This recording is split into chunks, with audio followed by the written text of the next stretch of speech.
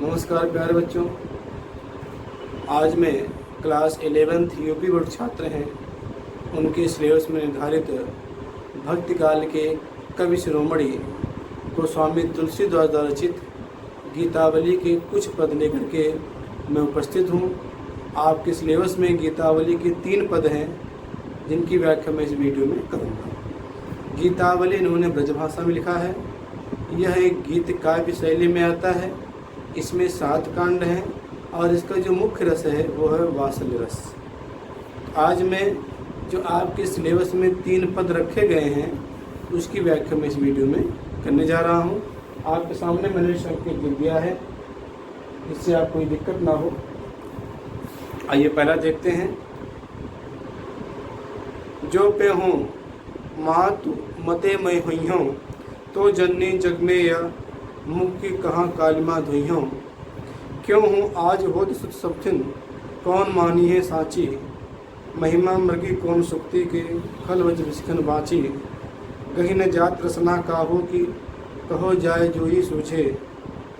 दीन बंद करना सन बिन, कौन हियो के बूझे। तुलसी राम वियोग विषम विष, बिकल नार नर भारी। भरत स्नेह सुधा सिंचे, सब भय ते समय सिखारी। इस पद में तुलसीदास ने उस समय का जिक्र किया है जब भरत अपने ननिहाल से वापस आते हैं अयोध्या में।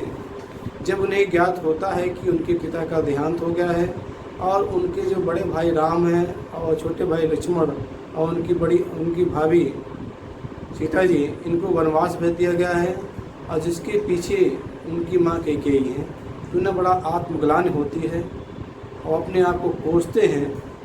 और उसके बाद वो सीधे श्री राम की जो माता कौशल्या थी उनके पास जाते हैं और उनके चरणों में गिर कर के कहते हैं कि हे माँ, जो पे हूँ मात मते मैं ही हूँ। हे माँ, अगर आप मुझे मातु मते, मते मतलब समर्थन या मत या विचार, जो पे हुए मातु मते मैं हुई हूँ। अगर मैं अपनी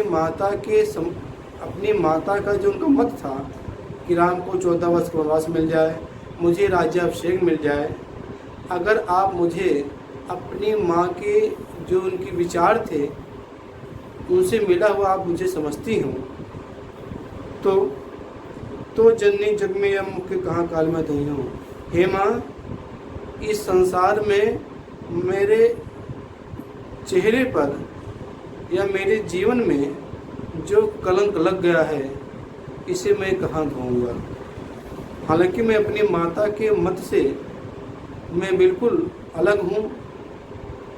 मेरी माँ ने जो कुछ भी किया है मेरे लिए उसमें मेरा कोई रोल नहीं है, लेकिन फिर भी अगर आप मुझे अपनी माता से मिला हुआ मानती हैं तो हे माँ, आप बताओ कि संसार में जो मुझे कलंक लग गया है इस कलंक को मैं कहाँ धोऊंगा। यानी जो मुझे बदनामी मिली है इसे मैं कब चुकाऊंगा या कब नष्ट करूंगा। क्यों हूँ आज होत सो सबथिन, कौन मानिए साची। कह रहे आज मैं कितना भी सौगंध खाऊं सच्चे प्रेम की या सच्चे मन से, कितनी भी शपथ खाऊं। सुच सप्तन, सुच मतलब होता पवित्र, सप्तम होता सौगंध। आज कह रहे क्यों हूँ आज होत, क्यों मैं आज कितना भी सच्चा शपथ खाऊं, कौन मानिए साची, लेकिन कोई मुझे सच्चा नहीं मानेगा। मैं मानता हूँ आज मैं कितनी भी सौगंध दिखाऊँ, मैंने ऐसा नहीं किया है। मैं अपनी माता के विचार से, मेरा विचार मेरे माता विचार से नहीं मिला है। मैं बिल्कुल समर्थन नहीं करता हूँ। मैंने माँ को नहीं ऐसा कहा था। ये सब बातें कौन मानेगा। मैं कितनी भी शपथ खाऊँ, कोई मानने वाला नहीं है। महिमा मृगी कौन सुक्ति की, खल बीच विस्कन बाची। कह रहे हैं कि महिमा मृगी, मृग मतलब होता है हिरण, सुकृति मतलब होता है पुण्यात्मा, खल मतलब होता है दुष्ट, वच मतलब होता है वचन, विष्णु मतलब होता है बाण। कह रहे हैं कि हे माँ, कौन महिमा रूपी मृग, जो पुण्यात्मा रूपी महिमा रूपी मृग है, दुष्ट रूपी वचनों के बाण से कौन बच पाएगा। यानी दुष्ट लोग मुझे खूब बुरा भला कहेंगे, मैं बच नहीं पाऊंगा, मैं जानता हूँ। कहीं न जात रसना का हो गए, कहो जाए वे सोचे, क्योंकि मैं किसी की जीवा नहीं पकड़ सकता।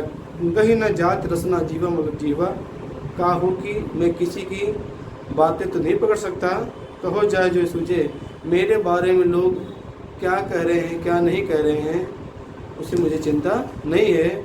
लोग मेरे बारे में कुछ ना कुछ जरूर कहते होंगे, बुरा भला कहते होंगे, लेकिन मैं किसका मुँह पकड़ूंगा। आदमी में है, लोग बातें करेंगे ही। दीन बंद करना सुन कौन ही को बूझे।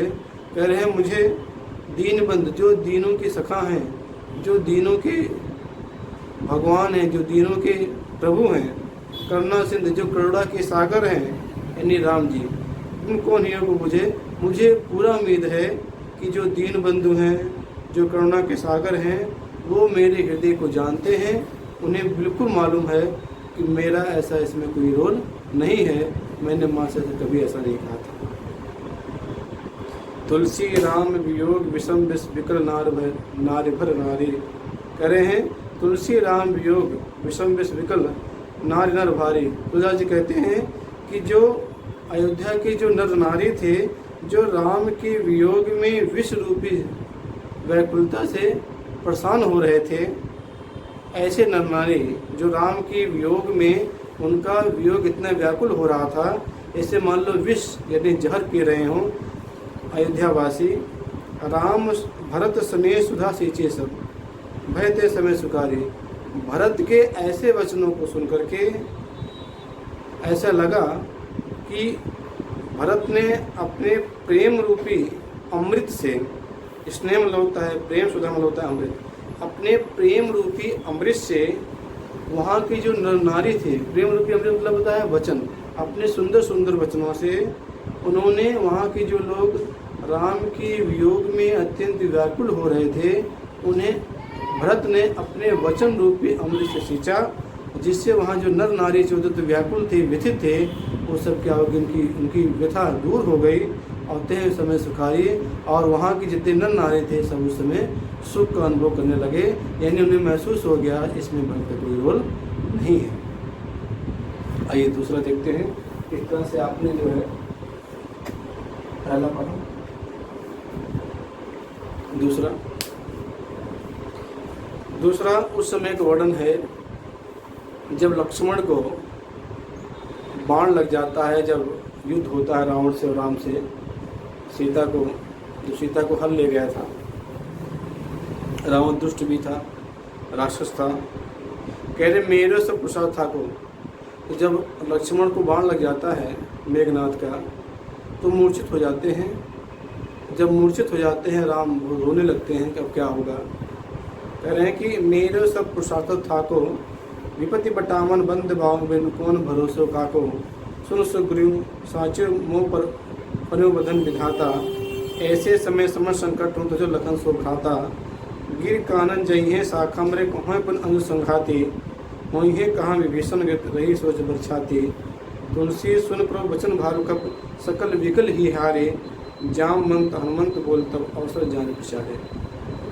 जब उनको बाण लग गए लक्ष्मण जी को और लक्ष्मण जी बेहोश हो गए तो राम क्या कह रहे हैं, मेरे से पुरुषार्थ था को, मेरा जो सभी पुरुषार्थ क्या हो गया है, थक चुका है। मेरा जो पुरुषार्थ था, जो मेरी हिम्मत थी, जो मेरी ताकत थी, वो क्या हो गई, खत्म होने जा रही है।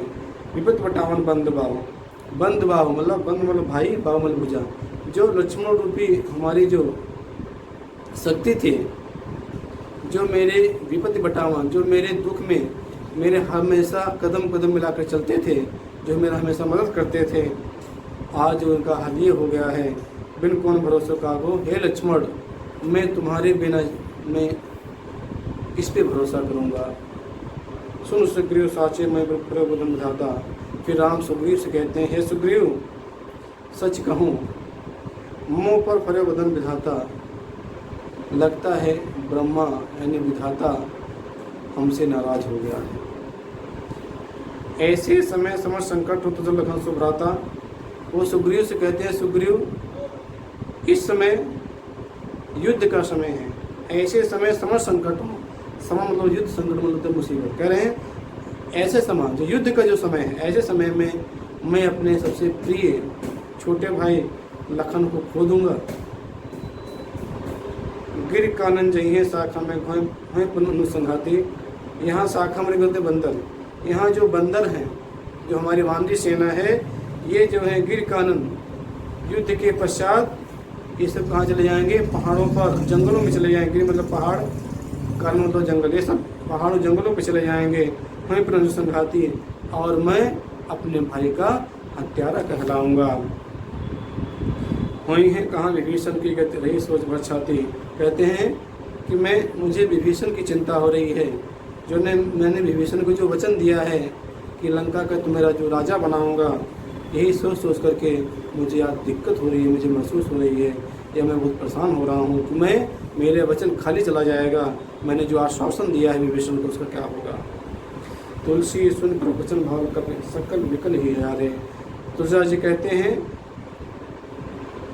प्रभु के ऐसे वचनों को सुन करके वहाँ जितने भी बंदर और भालू बैठे हुए थे, सकल विकल ही हारे, उनका धैर्य जो है धारण नहीं कर पा रहे थे। उनकी धीरता जो है अधीरता में परिवर्तित हो रही थी। वो भी बहुत व्याकुल हो रहे थे सुन करके। जामवंत हनुमंत बोल तब अवसर जाम बचारे। उस समय जामवंत जो हैं समय देख करके हनुमान जी को, यानी हनुमान जी को बुलाते हैं और उन्हें जो है प्रेरित करते हैं। किस लिए? संजीवनी बूटी लाने के लिए। ये दूसरा हो गया। तीसरा देखिए, हृदय घाव मेरे पीरे रघुवीरे। अब जो है इस पद में क्या बता रहे हैं कि हनुमान जी संजीवनी बूटी लेकर आते हैं, क्योंकि वहाँ रावण का जो लंका था, वहाँ एक वैद्य था, सुसेन वैद्य, वो आके बताता है कि संजीवनी बूटी लाने से ही इनकी जो है मूर्छा छूट सकती है, वो भी अगर लेट हो गया तब इनके प्राण भी जा सकते हैं। तो संजीवनी बूटी लेकर आते हैं, तो संजीवनी बूटी मिलती है तब जो है अब लक्ष्मण की मूर्छा जो है मूर्छित हो गए, मूर्छा से जग गए हैं, अब होश में आ गए हैं।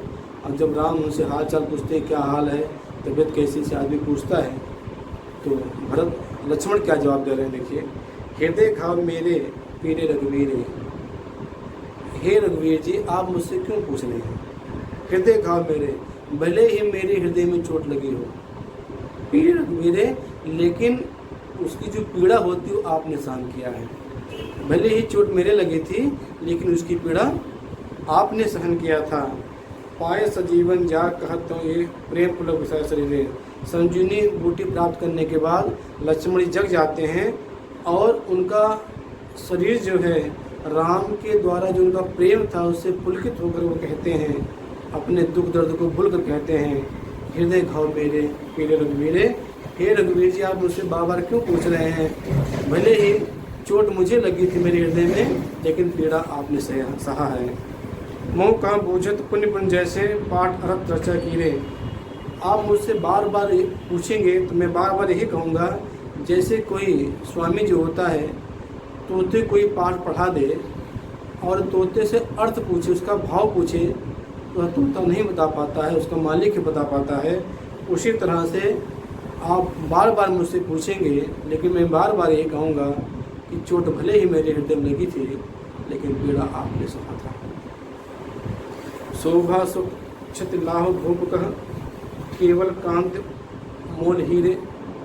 कह रहे हैं कि जो राजा होता है, जो राजा अपने सिर पर जो मुकुट पहनता है, शोभा सुख क्षत लाह भूप कह केवल कांत मोल हीरे। जो हीरा होता है उसकी जो कांति होती है, उसकी चमक होती है, उसको जो मूल्यवान होता उसे नहीं मालूम होता है।